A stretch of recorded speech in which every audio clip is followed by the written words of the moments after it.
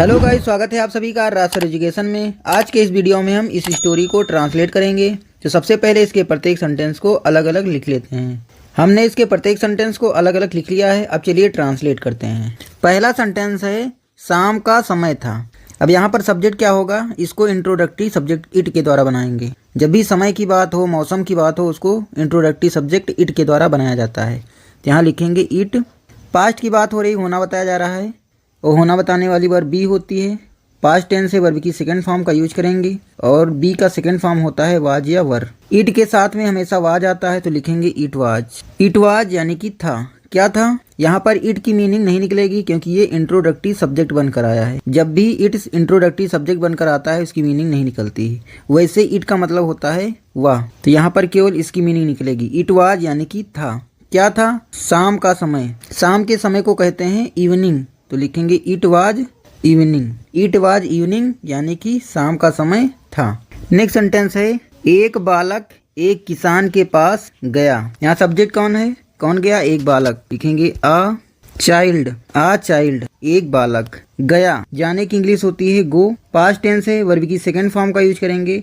गो की second form होती है वेंट यानी कि गया। तो अ चाइल्ड एक बालक वेंट गया। कहाँ गया, एक किसान के पास। लिखेंगे to a farmer. To a farmer यानी किसान के पास। तो अ चाइल्ड एक बालक वेंट गया टू अ फार्मर एक किसान के पास। यहाँ पर टू का मतलब क्या है, पास। नेक्स्ट सेंटेंस है उसने किसान से कहा।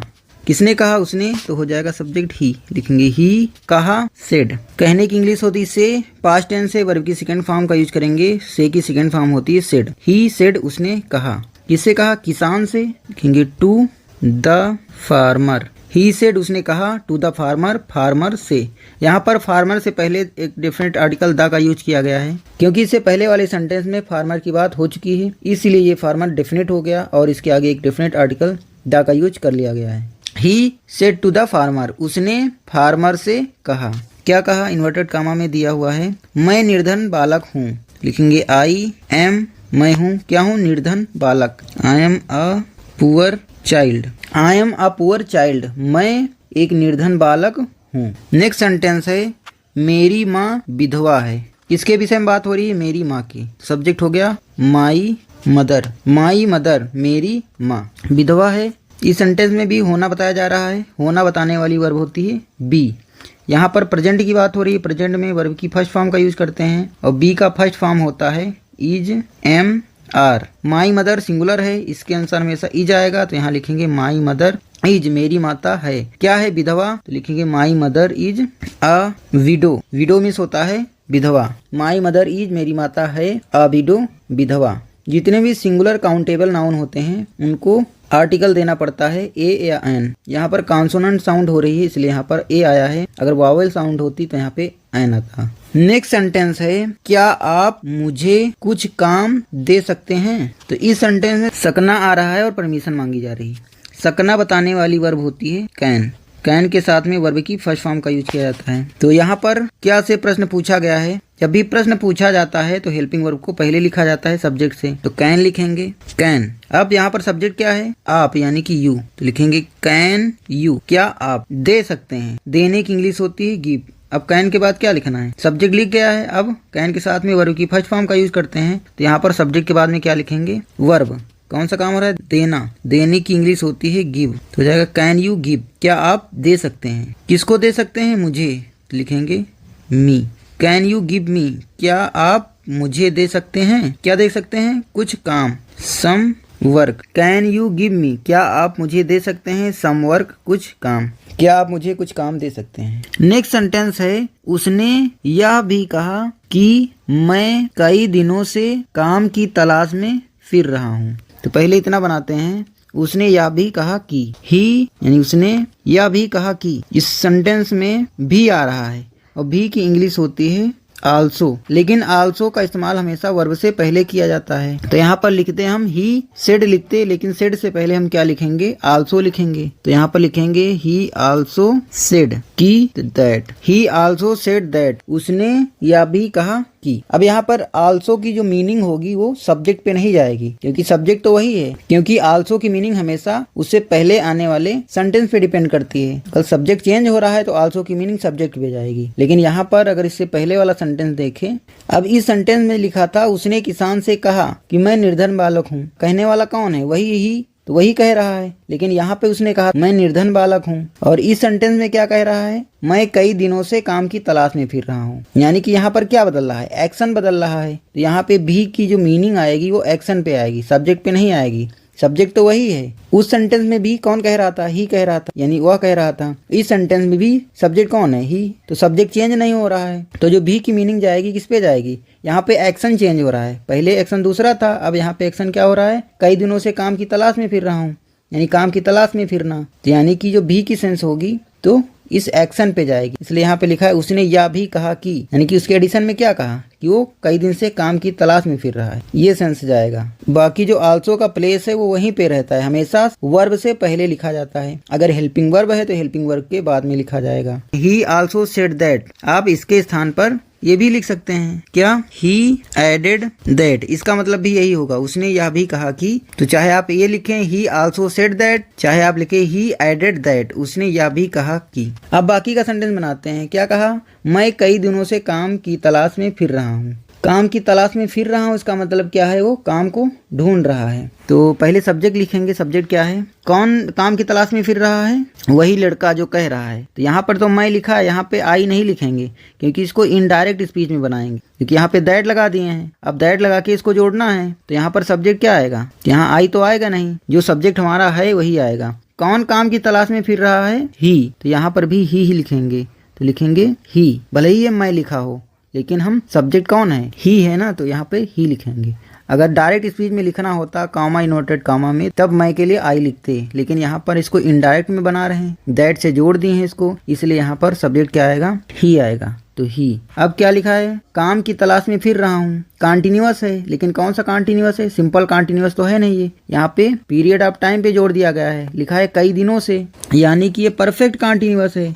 और परफेक्ट कॉन्टिन्यूअस को हमेशा इस स्ट्रक्चर से बनाते हैं, हैव बीन प्लस वर्ब की आईएनजी फॉर्म से बनाते हैं। लेकिन ये पास्ट की बात हो रही है, और पास्ट में हमेशा वर्ब की सेकंड फॉर्म का यूज करते हैं। और हैव की सेकंड फॉर्म क्या होती है? हैड होती है। तो यहाँ क्या लिखेंगे? हैड बीन, वर्ब की आईएनजी फॉर्म, तो ही हो गया है। यहाँ पर सब्जेक्ट लिख गया, अब क्या लिखना है? हैड। तो लिखेंगे ही हैड, फिर बीन। अब आईएनजी फॉर्म का लिखना है। यहाँ पे कौन सा एक्शन हो रहा है? काम में फिर रहा है लिखा है, यानी कि काम की तलाश कर रहा है। तो तलाश करना या ढूंढना, यानी कि काम को ढूंढ रहा है। और ढूंढने की इंग्लिश क्या होती है? Look for. Look for means होता है ढूंढना। तो यहाँ पे लिखेंगे लुक, लेकिन कॉन्टिन्यूअस है, वर्ब की आईएनजी फॉर्म का इस्तेमाल करना है, तो आईएनजी जोड़ देंगे, क्या हो जाएगा? Looking for. किसकी तलाश कर रहा है? काम की। तो लिखेंगे लुकिंग फॉर अ जॉब। तो he had been looking for, वो तलाश कर रहा है किसकी? अ जॉब, काम की, कई दिनों से। तो क्या लिखेंगे? For several days. For several days, कई दिनों से। तो ही आल्सो सेड दैट, उसने यह भी कहा कि। चाहे आप लिखें ही एडेड दैट, तो इसके स्थान पर आप इसको लिख सकते हैं। आगे he had been looking for, वह ढूंढ रहा है, अ जॉब यानी काम, फॉर सेवरल डेज, कई दिनों से। नेक्स्ट सेंटेंस है परंतु मुझे कोई काम ना मिला है। तो परंतु तो लिखेंगे बट, मुझे कोई काम नहीं मिला है। किसको काम नहीं मिला है? उसी लड़के को। सब्जेक्ट वही है, तो यहाँ पर अब बार बार सब्जेक्ट नहीं लिखेंगे। अब डायरेक्ट हम सब्जेक्ट के बाद क्या लिखते हैं? वर्ब लिखते हैं।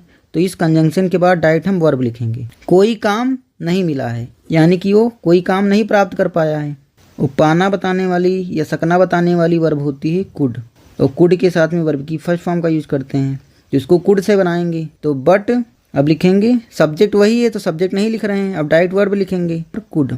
कुड नेगेटिव सेंटेंस है तो नॉट आएगा इसके साथ, तो हो जाएगा कुड नॉट। अब क्या लिखना है? वर्ब की फर्स्ट फॉर्म। यहाँ पर हेल्पिंग वर्ब लिख दी है, मॉडल वर्ब। अब लिखनी है वर्ब। कौन सा एक्शन है? प्राप्त करना, यानी कि मिलना। इसकी इंग्लिश होती है गेट। तो बट कुड नॉट गेट, लेकिन नहीं मिला है। क्या नहीं मिला है? कोई काम, तो एनी वर्क। तो बट लेकिन कुड नॉट गेट, नहीं मिला है या नहीं प्राप्त कर पाया है, एनी वर्क, कोई काम।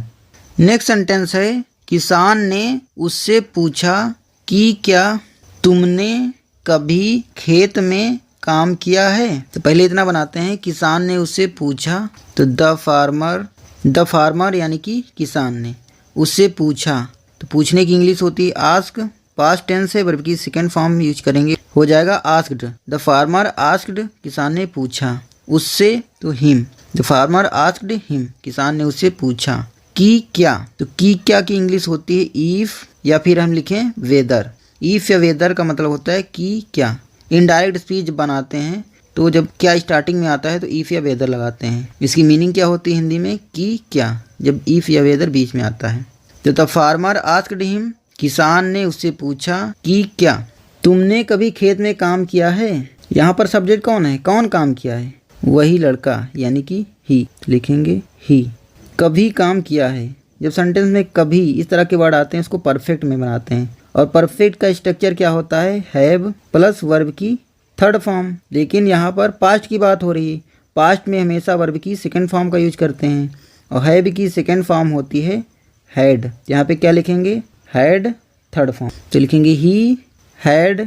अब थर्ड फॉर्म लिखना है। वर्ब यहाँ पर क्या है, काम करना। काम करने की इंग्लिश होती है वर्क, इसकी थर्ड फॉर्म क्या हो जाएगी, वर्कड। तो यहाँ पे क्या लिखेंगे, वर्कड। लेकिन यहाँ पे कभी आया है और कभी की इंग्लिश होती है ईवर। ईवर मीन्स होता है कभी, और ईवर को हमेशा वर्ब से पहले लिखा जाता है, इसलिए पहले क्या लिखेंगे, ईवर। तो लिखेंगे ही हैड ईवर। अब थर्ड फॉर्म लिखेंगे he had ईवर worked. He had ईवर worked, कभी काम किया है, तुमने कभी काम किया है। तो इफ की क्या, ही हैड ईवर वर्कड, क्या उसने कभी काम किया है। यहाँ पर तुमने लिखा है तो यहाँ पर यू लिखने की जरूरत नहीं, क्योंकि इसको इनडायरेक्ट स्पीच में बना रहे हैं। इनडायरेक्ट स्पीच में बनाएंगे तो जो सब्जेक्ट होगा, और वैसे भी इनडायरेक्ट स्पीच में जो सब्जेक्ट होता है, अगर सब्जेक्ट सेकंड पर्सन है यू, तो वो ऑब्जेक्ट के अनुसार चेंज होता है। तो यहाँ पर ऑब्जेक्ट हिम है तो इसका सब्जेक्ट क्या होगा, ही होगा, इसलिए यहाँ पर सब्जेक्ट ही यूज किया गया है। तो आप अपना एक्शन वर्ब देखनी है, वर्ब का डूअर कौन है इसको देखना है, उसी हिसाब से आपको बनाना है। भले ही यहाँ पे मैं आए, तुमने आए, जो भी आए, या फिर आप इसको डायरेक्ट स्पीच में बना दें, जो लिखा है उसी की मीनिंग यहाँ पर लिखेंगे।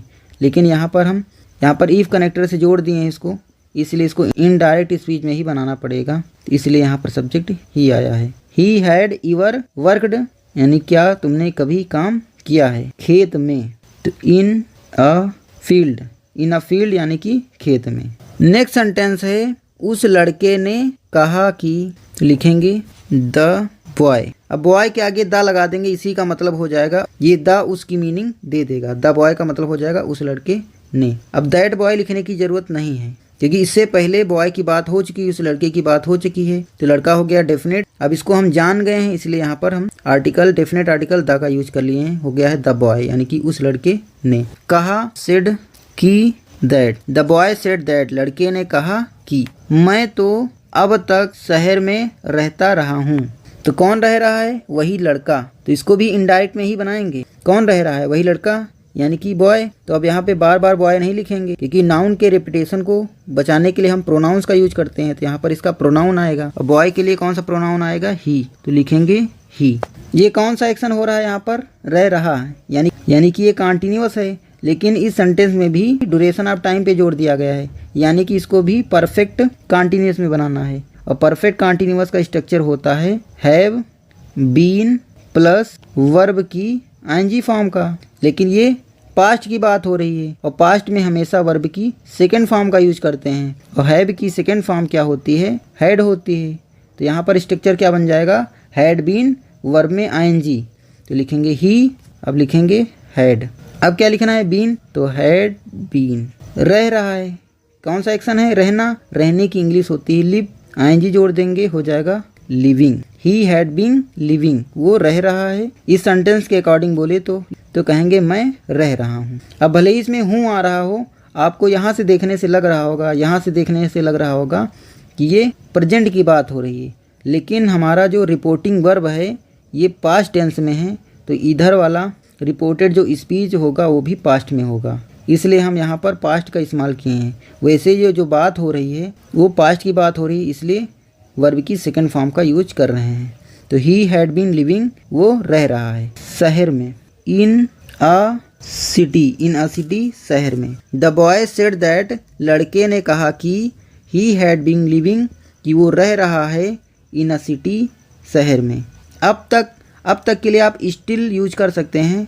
यहाँ पर आप स्टिल लिख सकते हैं। Still, he had been still living in a city, वो अभी भी शहर में रह रहा है। आप स्टिल ना भी लगाएं तब भी इस स्ट्रक्चर में इसका सेंस निकल जाएगा। ही हैड बीन लिविंग में कि वो अब तक रह रहा है इन अ सिटी, शहर में। इसके आगे है परंतु मैं कोई भी काम करने को तैयार हूँ। परंतु यानी कि बट, मैं तैयार हूँ। आई am ready. I am ready यानी कि मैं तैयार हूँ। क्या करने में तैयार हूँ? काम को करने में। तो रेडी के बाद जब भी वर्ब को लिखा जाता है तो टू इन्फिनिटिव में लिखते हैं, तो टू लिखेंगे, फिर अब वर्ब को लिखेंगे। काम करने को, काम करने की इंग्लिश होती है डू, तो जाएगा आई एम रेडी, मैं तैयार हूँ, टू डू यानी कि करने को। क्या करने को? कोई भी काम। एनी वर्क, एनी वर्क यानी कोई भी काम।